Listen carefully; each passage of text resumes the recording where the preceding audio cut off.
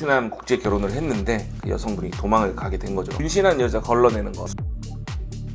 3일 5일 만에 여성을 고르고 결혼식을 올리고 결혼을 너무 쉽게 생각하는 거 아닌가? 당연히 문제가 생길 수밖에 없는 시스템이에요. 한국에 들어오고 태도가 너무 많이 바뀌더래요. 외국인 등록증이 나오던 화장실 다녀온다고 얘기를 하고 나서 우연히 사라집니다. 철질한 이야기를 들고 와서 이렇게 장황하게 하고 있느냐면 사건이 좀 더 생겼어요. 남편이 화가 치밀어 오르는 거야. 심지어 1,000만 원짜리. 뒤에 뭔가 있어요. 누가 있는 거 같죠? 네. 네, 안녕하세요 여러분, 투부의 정PD입니다. 저는 지금 포항 송도 해변에 나와 있습니다. 시원한 겨울바다가 보이시죠? 포항에 온 이유는 한 6개월 전이죠. 인터넷을 뜨겁게 달궜던 분이 계십니다. 별명이 약간 포항 아재, 그리고 정확한 네임은 포항 남편이라는 분이신데요. 이분과 인터뷰를 하기로 했습니다. 이분에 대한 자세한 이야기는 제가 따로 찍어놓은 영상이 있으니 확인해 보시죠.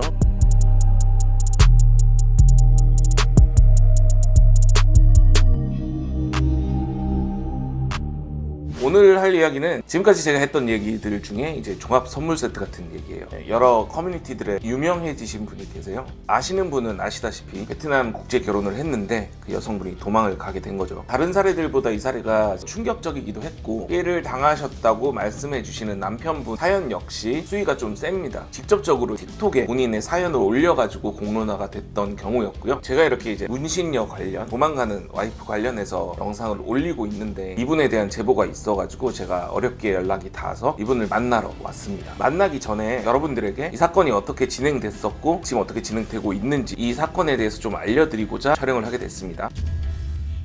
일부 어떤 분들이 제가 이런 얘기를 하고 다니면 너도 국제결혼 했는데 너 왜 그러냐 뭐 이런 식으로 얘기를 하시는데, 저는 너무 잘 알고 있어요. 국제결혼 하신 분들 중에 굉장히 잘 살고 계시고 행복하게 잘 지내는 분들도 많이 있습니다. 그런 분들이 많이 있다는 걸 너무 잘 알고 있어요. 그리고 저도 행복하게 살고 있습니다. 근데 이런 행복한 부분들만 보면서 사람들이 국제결혼하면 무조건 행복해지나? 이런 식으로 생각을 해가지고 아무 준비 없이 국제결혼을 한다거나 베트남에 대한 이해가 1도 없이 결혼을 해가지고 결혼에 실패하신 분들이 너무 많단 말이에요. 이런 분들이 실패를 하지 않게 하기 위해서 이런 분은 만나지 마라, 이렇게는 하지 마라, 이렇게 얘기를 많이 하고 있거든요. 적어도 베트남의 문화에 대해서 이해를 하고 그 사람들의 성향이나 특성에 대해서 이해를 하고 가라고 제가 말을 많이 하고 있어요. 보면 제 영상 중에서도 도망가는 베트남 여자들에 대한 영상도 있고, 또 어떤 영상들은 문신한 여자 걸러내는 거, 술집 여자 걸러내는 법, 이런 것들에 대한 영상들이 많이 있습니다. 물론 제가 말하는 방법들이 100% 그 사람들을 걸러낼 수 있는 방법은 아니에요. 근데 어느 정도 믿고 걸을 수 있는 기준을 만들어 놓고 가야 사기를 당할 수 있는 확률이 줄어든다 이거죠. 그런 부분에 대해서 말씀을 해드리고 있는 겁니다. 그리고 저는 국제결혼해서 행복하게 사시는 분들이 많았으면 좋겠지, 막 이런 식으로 특정 나라에서 나쁜 의도로 들어와가지고 피해를 보는 한국 남성들이 생긴다거나, 혹은 말도 안 되는 집에서 국제결혼을 시도를 해서 외국인 여성분이 피해를 입는 그런 일도 일어나지 않았으면 좋겠습니다. 물론 결혼이란 게 우리가 생각하는 것처럼 이상적으로 진행되지는 않아요. 하지만 적어도 이 정도만 알고 이런 것들만 걸으면 우리가 어느 정도는 이런 사건이 일어나는 걸 미연에 방지할 수 있지 않을까라는 생각에서 콘텐츠를 만들고 있습니다. 그래서 오해하지 말았으면 좋겠다, 이런 생각을 하고 있습니다. 우선 포항 남편이라는 분의 사건 한번 짚어보도록 하겠습니다. 이 포항 남편이라는 분은 포항에 살고 있는, 올해 해가 지났으니까 45살 한국인 남성이고요. 이분이 약간 언어장애가 있다고 제가 알고 있습니다. 그래서 한국에서는 결혼이 쉽지가 않아서 주변 사람들의 추천으로 베트남 사람과 결혼을 해보면 어떠냐, 요 얘기를 들어가지고 베트남 국제결혼 중개업체 통해가지고 결혼을 진행하게 되었다고 해요. 이 사건은 JTBC 사건 반장에서 먼저 다뤄져가지고 사람들이 공분을 많이 산 사건이기도 하고, FM이나 여러 커뮤니티에서 이분의 사연이 날라져가지고 이 사람을 불쌍하게 여기는 그런 분들도 있었고요. 그냥 도태돼버리지 왜 매매혼을 하냐, 이런 식으로 얘기하는 여성 사이트에서의 이제 질타도 있었고, 어떤 분들은 이제 베트남 자체에 결혼을 하면 안 돼 막 이런 식으로 얘기를 하시는 분들도 있었어요. 근데 그런 부분에서 접근을 하기보다는 어떻게 하면 이런 피해를 좀 덜 당할 수 있을까, 그런 고민을 가열차게 해야 되지 않을까 생각이 듭니다. 어떻게 보면 이분도 아직까지 아내분의 이야기까지 다 들어보지 않았지만 일단 피해자라고 말씀을 하고 계시니까 이런 부분에 대해서 우리는 고민을 많이 해야 될 것 같아요.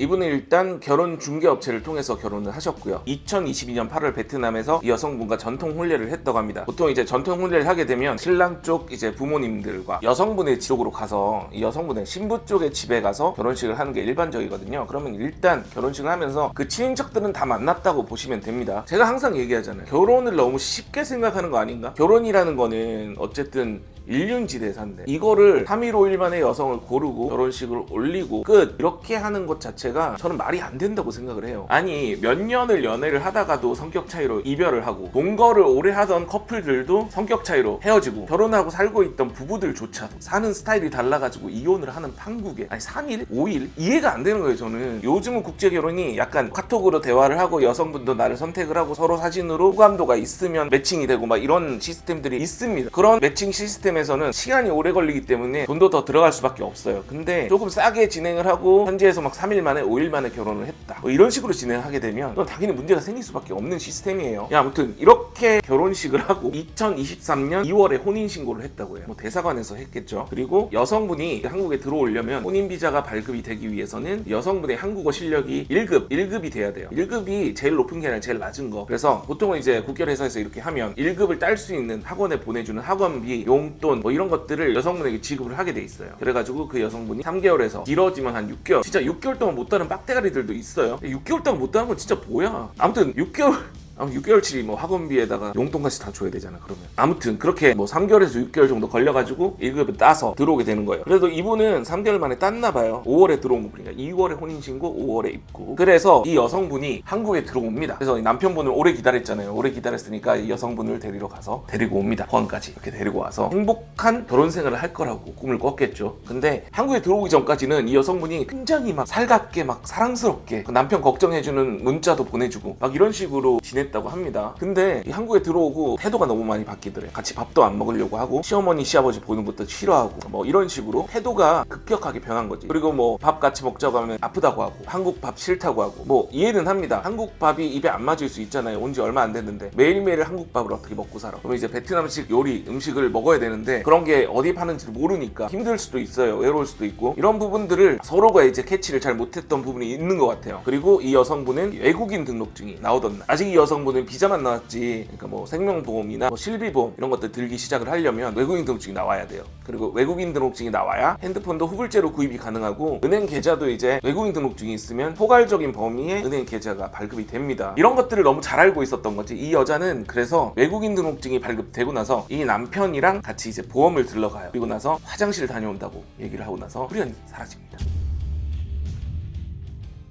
여기서 끝이 아니에요. 호련이 사라지고 나서 이 남편이 수소문을 계속해요. 어디 갔나 가출 신고도 내고 이런 식으로 어디 갔나 수소문을 하는데 결국 어떤 분이 이 여성분의 사진을 보내줍니다. 그러니까 다른 남자랑 같이 있는 사진. 그러니까 빼박인 거죠. 결혼은 한국에 들어오기 위한 수단이었던 거야. 그래서 제가 어떤 영상에서 말씀드렸잖아요. 유학으로 들어오기에는 빡대가리니까 유학을 못 들어오고 돈을 또 디파짓을 걸어놔야 되는 게 있으니까 유학으로 들어오기 힘들어. 이번 생에는 유학은 안 될 것 같아. 이런 식으로 생각을 하면 결국 선택할 수 있는 게 결혼이란 말이야. 한국에 들어오기 위한 방법 중에 하나로 호구를 하나 잡은 다음에 결혼을 해버리는 거지. 그게 이제 이 여성분이 선택한 방법인 거예요. 한국에 들어오는. 일단 이 여성분 사라졌어요. 이 남편분이 수소문을 하다가 그 상황을 알고 너무 분노하게 되죠. 그래서 이제 사건방장에 그 사건이 나오게 되고요. 그리고 지금 몇 달이 지났습니다. 왜 제가 이렇게 철질한 이야기를 들고 와서 이렇게 장황하게 하고 있느냐면 지금 사건이 좀 더 생겼어요. 뭐냐면 도망갔던 와이프가 이혼 소송까지 했대요. 이 남편이 화가 치밀어 오르는 거야. 심지어 1,000만 원짜리 위자료 소송, 이혼 청구에다가 위자료까지 1,000만 원 달라 이거지. 전 너무 궁금해요. 이 여자분을 데리고 오면서 처갓집에 얼마나 많은 집착물을 줬는지, 그리고 이 여성분에게 돈을 얼마나 많이 썼는지, 그리고 와가지고 1,000만 원까지? 이거는 솔직히 한국 남자를 돈으로밖에 안 본다는 생각밖에 안 들고요. 이런 부분이 너무 궁금해서. 그리고 지금 이혼 소송이 이어지고 있다는데 어떻게까지 진행이 됐는지 너무 궁금해서 포항 남편분과 인터뷰를 해보려고 여기 포항까지 오게 됐습니다. 그래서 제가 잠시 후에 포항 남편을 만나러 갈 거고요. 가서 궁금한 것들을 물어보도록 하겠습니다. 정말 궁금한 것들이 많아요. 어떤 식으로 결혼 생활이 진행됐는지, 그리고 이 포항 남편분에게는 잘못이 없는지 책임이 없는지 그런 것도 좀 물어볼 생각이에요. 진짜 이 여성분이 계획적으로 이렇게 나쁜 짓을 하는 거다라면 책임 물어야죠. 이 남편분에게도 책임이 있다 하면 이야기를 해보는 시간을 좀 가져야 될 것 같아요. 잠시 후에 저는 이 포항 남편을 만나러 가보도록 하겠습니다. 전통 결혼식 집에 가서 하잖아요.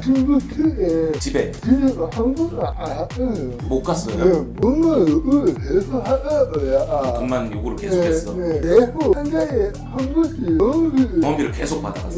한국 들어오면 그냥 진짜 뒤에 뭔가 있어요. 누가 있는 거 같죠?